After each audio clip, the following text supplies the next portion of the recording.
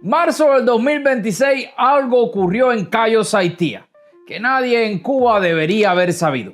Algo que cuando trascendió, cuando las primeras imágenes y los primeros reportes comenzaron a circular, cambió completamente la conversación sobre el futuro de la isla de Cuba. Raúl Castro aparentemente fue evacuado de emergencia de la base militar del Segundo Frente, ubicado en el Cayo Saitía, tras comprometerse aparentemente por gravedad de su seguridad personal. Fuentes confiables de La Habana confirmaron que el traslado lo realizó bajo un imponente despliegue militar hacia la capital cubana, donde se reportó la presencia de carros de combate, cientos de cañones emplazados a lo largo de las 8 vías y lo que representa uno de los movimientos militares más inusuales en los últimos años. Y según esa misma fuente, Raúl Castro no podrá regresar a su residencia privada en Cayo Saitía. El hombre que por décadas ha controlado el destino de 11 millones de cubanos ya no puede regresar a su propio refugio privado. Pero la pregunta que nos hacemos todos es ¿por qué evacuaron a Raúl Castro de emergencia? ¿Por qué los tanques en las 8 vías de La Habana? ¿Por qué no puede regresar a Cayo Saitía?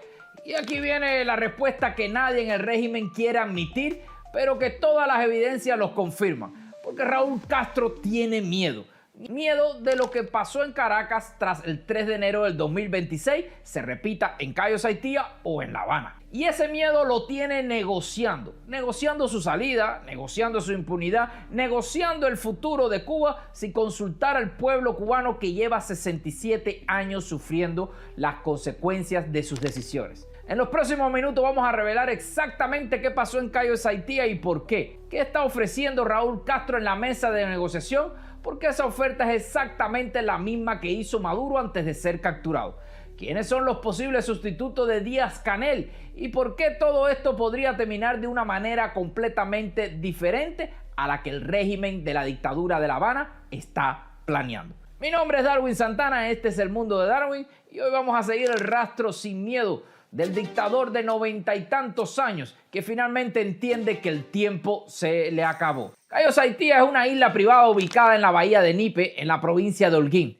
Tiene aproximadamente 42 kilómetros cuadrados de extensión.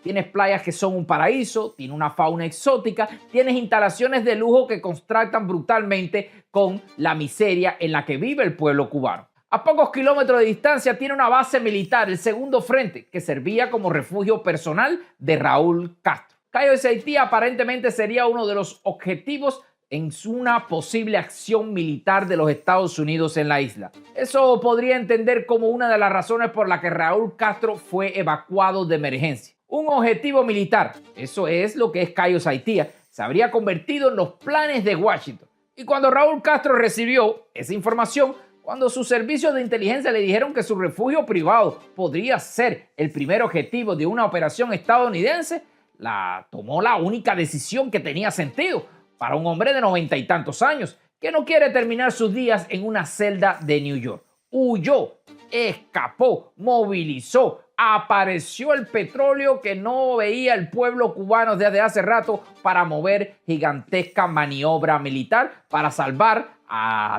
Raúl Castro, el dictador que tiene más de 90 años. Los tanques en las 8 vías de La Habana no estaban apuntando hacia afuera, no estaban defendiendo a Cuba de una invasión extranjera, no, estaban apuntando hacia adentro, protegiendo a Raúl Castro de sus propios miedos, de su propio pánico, de la realidad que finalmente les alcanza después de décadas de impunidad. Y aquí viene algo que me parece absolutamente revelador sobre el estado mental de la dictadura cubana en este momento.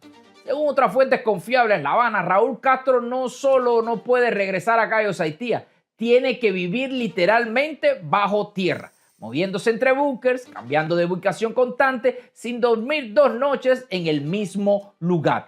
Esto se llama pánico total. Y es bueno porque ahora mismo el miedo ha cambiado de bando. Cubanelo confirmó con un detalle que parece extraordinario.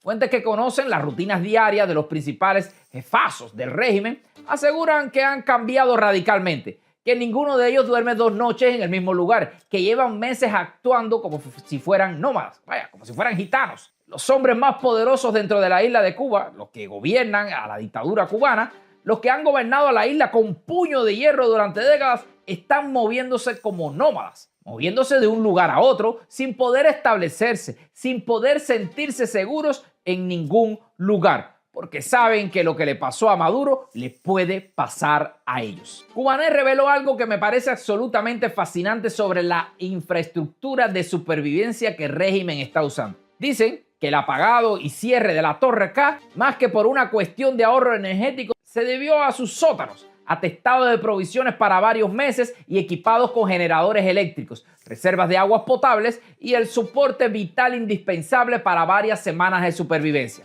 Se entrelazan con la red de túneles cavados en los años 80 para el proyecto del Metro de La Habana. Túneles que Raúl Castro probablemente esté viviendo en estos momentos. El hombre que construyó o que ayudó a construir la dictadura más larga del hemisferio occidental está escondido en túneles del metro que nunca se terminó de construir. Esa imagen me dice más sobre el estado real de pánico de la dictadura de los Castro que sobre el discurso oficial que está dando Miguel Díaz-Canel a los que se atreven a entrevistarlo.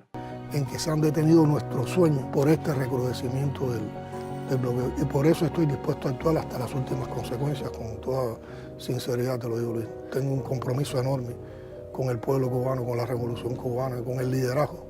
Y aquí viene lo que deberíamos todos preguntarnos, o la pregunta que todos deberíamos hacer. ¿Qué cambió? ¿Qué pasó con el hombre que vivía en una isla privada con playas que era un paraíso, con una fauna exótica y ahora está escondido en túneles subterráneos? La respuesta es una sola palabra: Venezuela.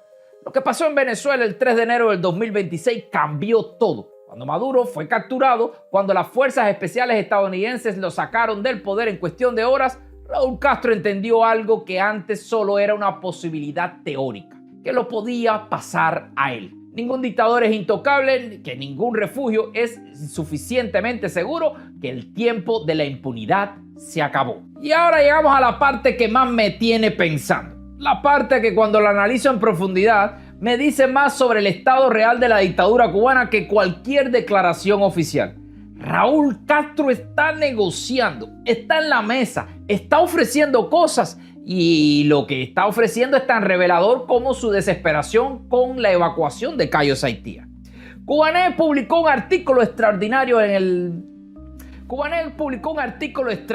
citando fuentes del Ministerio de Turismo y Gaesa, el conglomerado empresarial militar que controla el 80% de la economía cubana y que reveló, según sus fuentes, el plan de negociación de Raúl Castro había diseñado específicamente para el mercado norteamericano. Según Cubanet, mucho antes del anuncio oficial de las negociaciones, ya se había elaborado varias carteras de oportunidades específicamente para el mercado norteamericano. Estas son muy diferentes y mucho más amplias que los que anualmente presenta el Ministerio de Comercio, y donde se habría incluido más de un centenar de parcelas de arrendamiento tanto en La Habana como en Varadero, como en la Cañería norte de la isla, desde Pinar del Río hasta Guantánamo, todas en las modalidades de perpetuidad. Perpetuidad que Raúl Castro está ofreciendo arrendar tierras cubanas a perpetuidad a empresas estadounidenses, no por 50 años, no por 100 años, a perpetuidad, es decir, para siempre. El hombre que durante décadas dijo que Cuba nunca cedería ni un centímetro de su soberanía al imperialismo yanqui está ofreciendo arrendar tierras cubanas para siempre. Sí, usted escuchó, para siempre. Y eso no es todo. Cubanet también revela que el régimen estaría dispuesto a negociar la salida inmediata de negocios ya instalados en la zona de Mariel, hoy en manos de los militares, del MINSEC, otros organismos creados en el efecto, y el arrendamiento del enclave en su totalidad, renunciando a algunos aspectos de gran interés para la economía nacional a la condición de socios, o admitiendo participantes de apenas 20 y hasta 10%, ofreciendo un 90% del total, 10% para la Cuba, y el régimen que durante 67 años dijo que nunca negociaría con el imperialismo, está ofreciendo quedarse solamente con el 10% de sus propias instalaciones estratégicas. Si esto no es terror lo que está teniendo la dictadura cubana, si no lo está dando todo como lo mismo lo hizo Nicolás Maduro Moro, ¿qué es lo que estamos viendo aquí? Y aquí viene la conexión que nadie puede ignorar, porque esto es exactamente lo que mismo hizo Nicolás Maduro Moros antes de ser capturado. El New York Times publicó en octubre de 2025 un artículo extraordinario revelando que varios funcionarios venezolanos le ofrecieron al gobierno de Trump una participación dominante en el petróleo y las riquezas minerales de Venezuela a través de conversaciones durante meses. En virtud de este acuerdo discutido entre funcionarios estadounidenses de alto rango y los principales ayudantes de Maduro, el líder autocrático de Venezuela ofreció abrir todos los proyectos petrolíferos y auríferos existentes y futuras empresas estadounidenses, conceder contratos preferenciales a empresas estadounidenses, invertir en el flujo de exportación de petróleo venezolano de China hacia Estados Unidos y, por supuesto, reducir drásticamente los contratos energéticos y mineros de su país con empresas chinas, iraníes y rusas. ¿Ven el patrón? ¿Ven la similitud? Maduro ofreció petróleo, minerales, con meses. Raúl Castro lleva semanas negociando y Maduro fue capturado de todas formas. Porque el New York Times también reveló algo que es absolutamente crítico para entender lo que le podría pasar a Raúl Castro. Dijo que el gobierno de Trump acaba rechazando las concesiones económicas de Maduro y suspendió la diplomacia con Venezuela. Que esta medida acaba con el acuerdo y aunque Estados Unidos ha estado atacando las denominadas embarcaciones que transportaban drogas, el corte de la diplomacia, la concentración militar cerca de Venezuela y las amenazas cada vez más estridentes contra Maduro llevaron a muchos a pensar que el verdadero objetivo de Trump era un cambio, es decir, la destitución de Nicolás Maduro. La destitución, no la negociación, no el acuerdo económico, la destitución. Y eso es exactamente lo que podría pasar dentro de la isla de Cuba. Que las negociaciones no son el objetivo final, que son el proceso previo a la acción.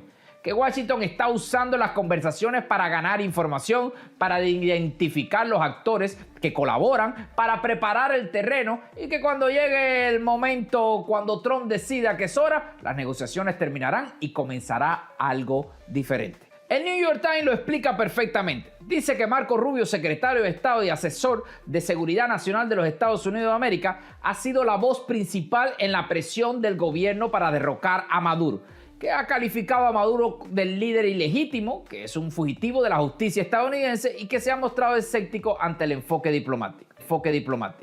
Escéptico ante el enfoque diplomático. Eso es lo que dice el New York Times sobre Rubio. Y Rubio a cargo. El mismo hombre que testificó bajo juramento con Diosdado Cabello con conexiones de inteligencia que planearon asesinarlo. La gran pregunta que nos hacemos todos es, ¿creen que Rubio va a ser menos escéptico con Cuba que Raúl Castro? ¿Creen que el hombre que tiene razones personales para querer el fin de la dictadura cubana va a conformarse con un acuerdo económico que deje a los Castro en el poder? La respuesta es obvia. Y Raúl Castro lo sabe, negociando desesperadamente.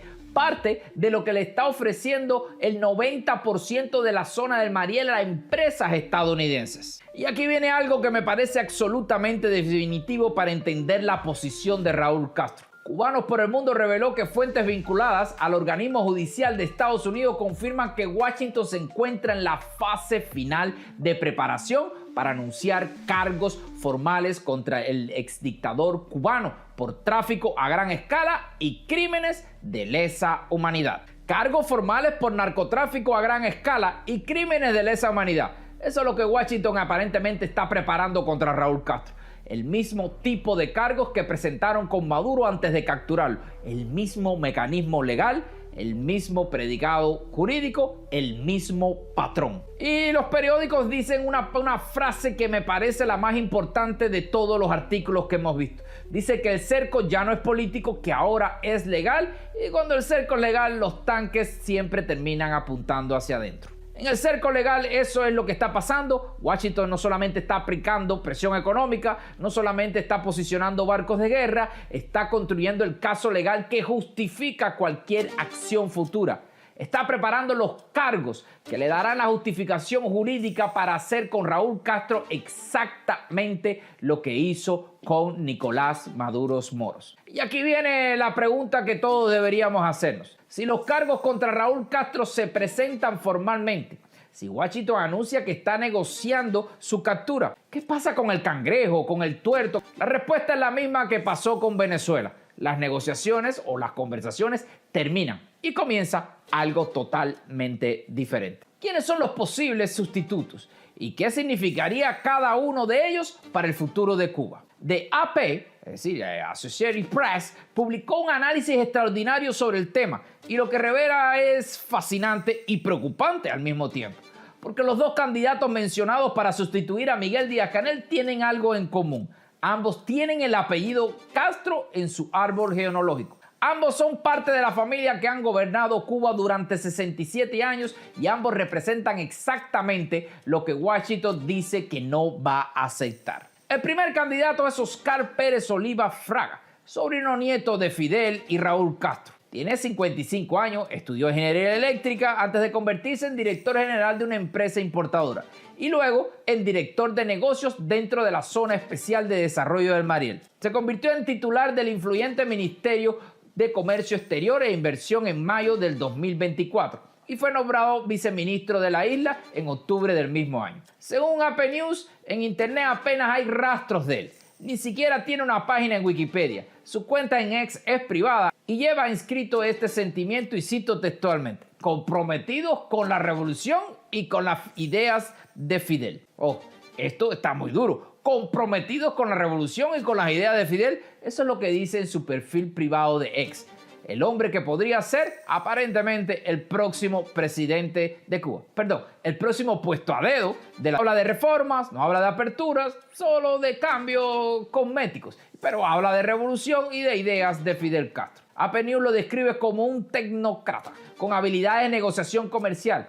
El experto Carlos M. Rodríguez dijo que Pérez Oliva tiene el perfil de alguien con una orientación más tecnocrática, orientado potencialmente a reformista por aquí y por allá. El experto Sebastián Acroz dijo que en su opinión Díaz-Canel podría ser muy bien reemplazado por Pérez Oliva, que ese hombre se ve más adecuado, más pulido, que ha pasado por cargos más importantes y que para colmo esto es un negocio familiar de la dictadura de los Castro. El segundo candidato y para mí el menos improbable, pero nadie sabe lo que puede hacer la dictadura de los Castro, es Raúl Guillermo Rodríguez Castro, conocido como el Cangrejo, nieto favorito de Raúl Castro, hijo de Débora Castro Espín y del fallecido general Luis Alberto Rodríguez López Calleja, el que dirigió Gaesa, que antes de su muerte en julio. AP News lo describe con una historia bastante retórica. Dice que en su juventud Raúl Castro se volvió una presencia habitual en las escenas de la música y en las fiestas en Cuba, que durante sus apariciones públicas la gente se daba codazos y susurraba: ese es el Cangrejo, un apodo que se le dio porque nació con un dedo extra. El Cangrejo apareció en una reunión del Buró Político junto a Miguel Díaz-Canel cuando este anunció que Cuba había sostenido conversaciones con el gobierno de los Estados Unidos de América,